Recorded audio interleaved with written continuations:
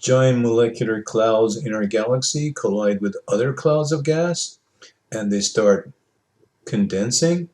As they condense, they start building stars. Here is an example.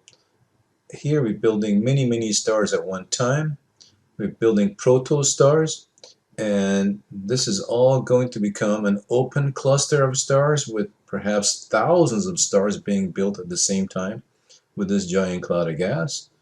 And it's possible that we're going to have three scenarios. Either we have enough mass to build a star, or if we don't have enough mass to start fusion, we're going to have a brown dwarf, a very low mass star that is on the threshold of being able to protect itself from collapse. The sun is a full-fledged star. The sun has enough mass to protect itself from collapse by using fusion in its core to protect itself from gravitational collapses during its lifetime and during the main sequence.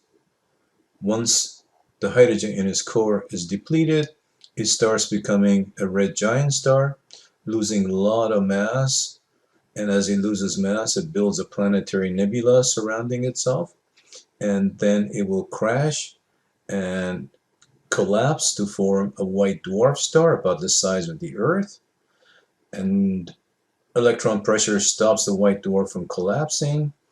White dwarf loses energy and loses energy until it becomes a black dwarf. Another possible path is that the star has a lot more mass than the sun, like 5 or 10 times more mass than the sun. In that case, it's going to become a giant massive star, like an O, B, or A star. These stars evolve differently than the sun.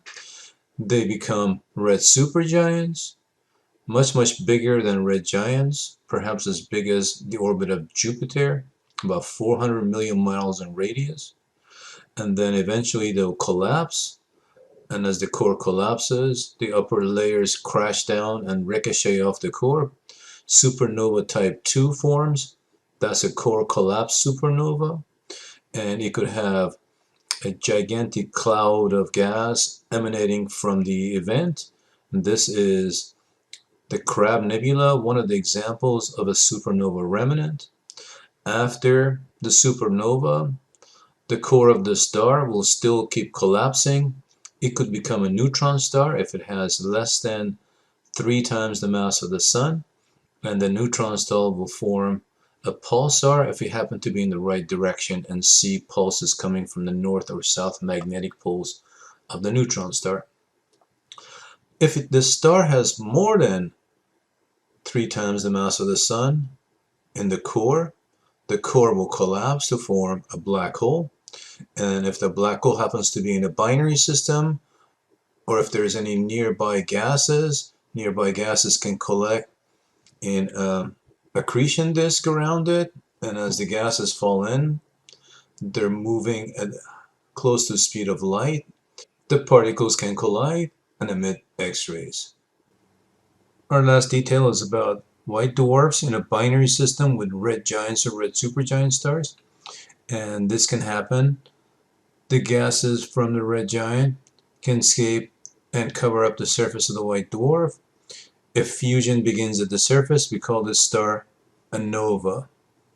If the masses accumulate and increase the mass of the white dwarf beyond 1.4 times the mass of the sun, the Chernov-Seykkar limit, the star collapses and goes supernova type 1a.